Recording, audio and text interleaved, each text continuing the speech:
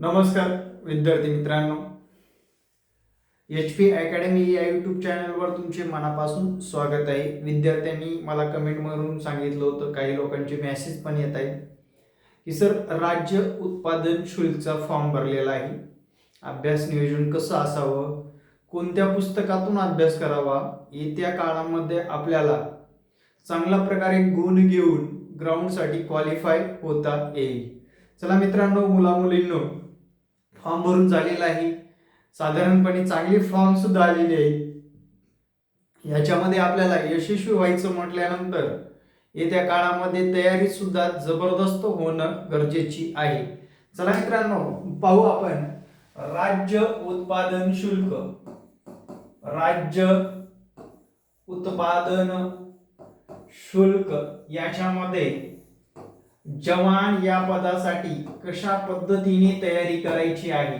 जवान या पदासाठी कशी तयारी करायची, लक्षात घ्या. सर्वात प्रथम तुम्ही GR पाहिलेलाच असेल. TCS IBPS च्या पॅटर्ननुसार परीक्षा होणार आहे. हे एक महत्वाची गोष्ट आहे. आणि पोलीस भरतीच्या जनरली 70% लोकांनी या परीक्षेकडे लक्ष देण्याचं ठरवलेलं आहे. पण पोलीस भरतीमध्ये इंग्रजी हा विषय नसल्यामुळे बऱ्याच विद्यार्थ्यांचं कन्फ्युजन आहे की इंग्रजीसाठी काय वाचणं गरजेचं आहे, कोणत्या घटकावर भर देणं गरजेचं आहे. मित्रांनो, लक्षात घ्या, सातत्याने ज्या काही परीक्षा झाल्या IBPS आणि TCS पॅटर्ननुसार, तर या परीक्षेमध्ये इंग्रजी, मराठी आणि बुद्धिमापन किंवा बौद्धिक चाचणी या घटकावरील जेवढे प्रश्न होते ते अगदी सोप्या पद्धतीने विचारले होते. त्यामुळे या परीक्षेमध्ये या 3 विषयावरच आपल्याला जास्त काम करायचंय, जास्त मार्क मिळवायचे आणि जास्तीत जास्त गुण घेऊन आपल्याला ग्राउंडला क्वालिफाय व्हायचं आहे. हे ध्यानात घ्या. आणि महत्त्वपूर्ण गोष्टी यावरल्या काय करायचं, कोणत्या घटकावर भर द्यायचं, ते लवकरात लवकर मी तुम्हाला सांगणारच आहे. विद्यार्थी मित्रांनो, विषय जर बघितलं, मराठी व्याकरण हा विषय आहे आपल्याला, बरोबर. त्यानंतरचा विषय आहे बौद्धिक किंवा बुद्धिमापन म्हटलेला आहे. त्यानंतर मराठी झाले इंग्रजी व्याकरण. आणि त्यानंतर मित्रांनो सामान्य ज्ञान. मित्रांनो, या परीक्षेसाठी सामान्य ज्ञानापासून सुरुवात करतो मी. सामान्य ज्ञानाचं तुम्ही सर्वाधिक भर कशावर द्या, तर सरळ तुम्हाला सांगतोय, चालू घडामोडी या घटकावर जास्त भर द्या. त्यातून जास्तीत जास्त प्रश्न तुम्हाला येतील. लक्षात घ्या, कशावर? चालू घडामोडी. साधारणपणे मागच्या 6 महिन्यापासून चालू घडामोडी करा. 6 महिने मागचे चालू घडामोडी तुमचं कंप्लीट झालं पाहिजे. 6 महिन्याचं चालू घडामोडी तुम्ही वाचून घ्या. बाकी तुम्ही पोलीस भरतीचा अभ्यास करताय, तोच अभ्यासातले प्रश्न तुम्हाला सामान्य ज्ञानाच्या घटकावर विचारले जातील. त्यामुळे तुम्हाला चालू घडामोडीवर ज्याची कमांड आहे त्याला त्या विषयामध्ये चांगले गुण घेता येणार आहे.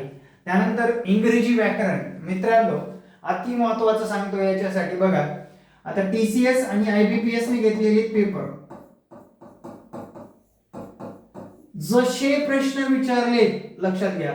आता उदाहरणार्थ IBPS ने PMC आणि PCMC चे पेपर घेतले, तसेच वनरक्षक वाल्यांनी सुद्धा घेतलेले आहेत, प्रश्न विचारले. तलाठीमध्ये सुद्धा तोच पॅटर्न राबवलेला आहे. म्हणजे आपल्याला मागील प्रश्नपत्रिका इंग्रजी व्याकरणचा संदर्भ घ्यायचा आहे.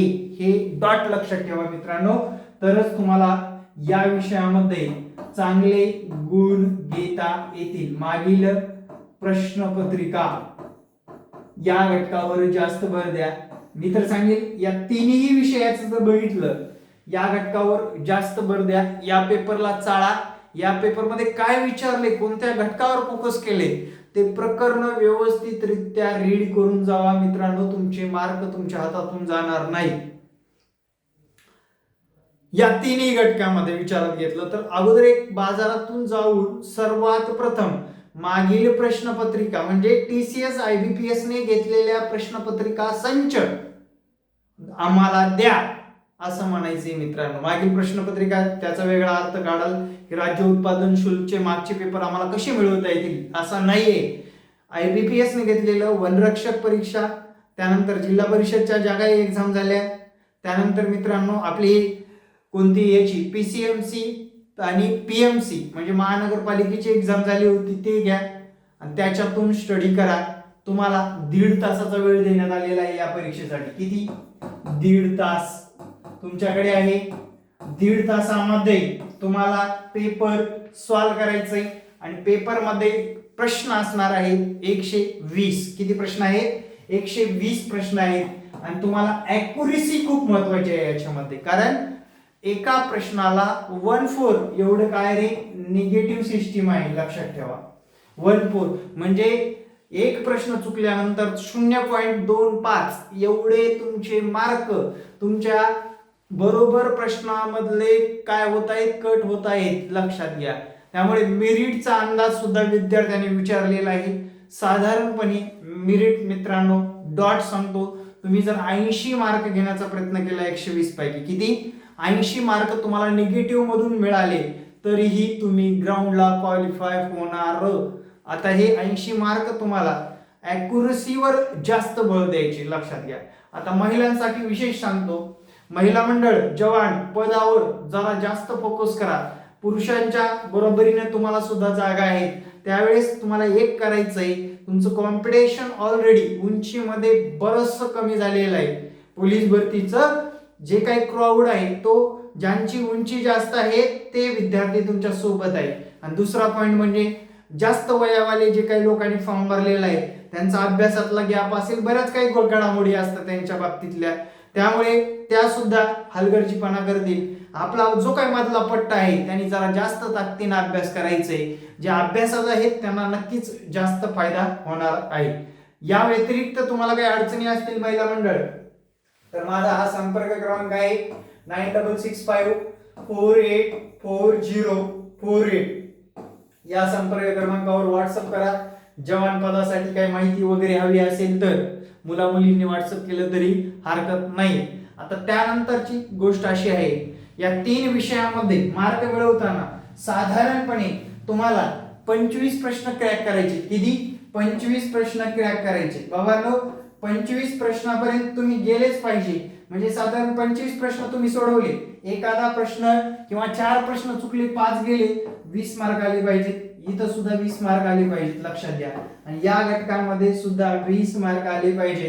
आणि या घटकामध्ये तुम्ही ऑटोमॅटिकली 20 मार्क घेता. एक घटक जर तुमचे लेवलने असतील तर तुम्ही 80 म्हणजे तुमचा सेफ स्कोर आहे, लक्षात घ्या. म्हणजे आपण प्रत्येक विषयाचे 25 पर्यंत प्रश्न सोडवायचे, लक्षात घ्या. म्हणजे आपल्याला अवघड जात आहेत, कन्फ्युज होत आहेत, त्याला सोडूनच द्या डायरेक्ट, कारण तो मार्क तर किमान आपला जाणार नाही. म्हणून सर्व पेपर सोडवण्यापेक्षा जे येतंय ते सोडवणे आणि ॲक्युरेट मार्क मिळवणे या परीक्षेच्या दृष्टीने खूप महत्वाचं आहे. त्यानंतर महत्वाचा आणि अतिमहत्वाचा मुद्दा म्हणजे आता सर्वांनी फॉर्म भरलाय, पुस्तक कोणतं वाचायचं, सर पुस्तक कोणतं वाचायचं, बाजारात जाता जवान पदाचं मार्गदर्शक पुस्तिका आणता आणि ते रात्रंदिवस वाचता, त्याच्याने तुमचा काही एक उपयोग होणार नाही. विषयानुसार अभ्यास करा.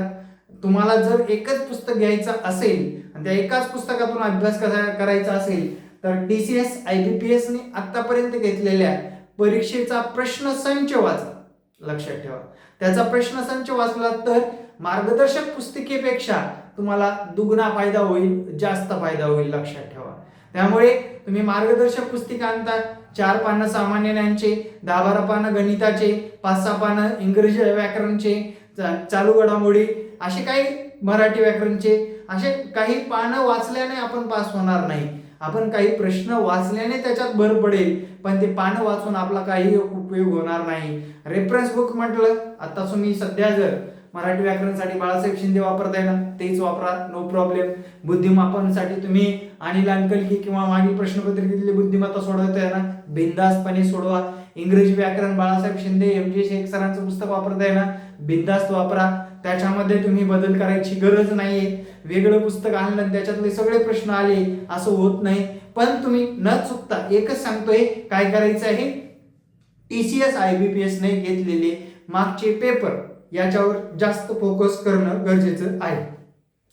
तरच येत्या काळामध्ये दारूबंदी पोलीस भरती, एक्साईज कॉन्स्टेबल महाराष्ट्र राज्य याच्यामध्ये तुमचं नाव कोरल्याशिवाय तुम्ही राहणार नाही मित्रांनो.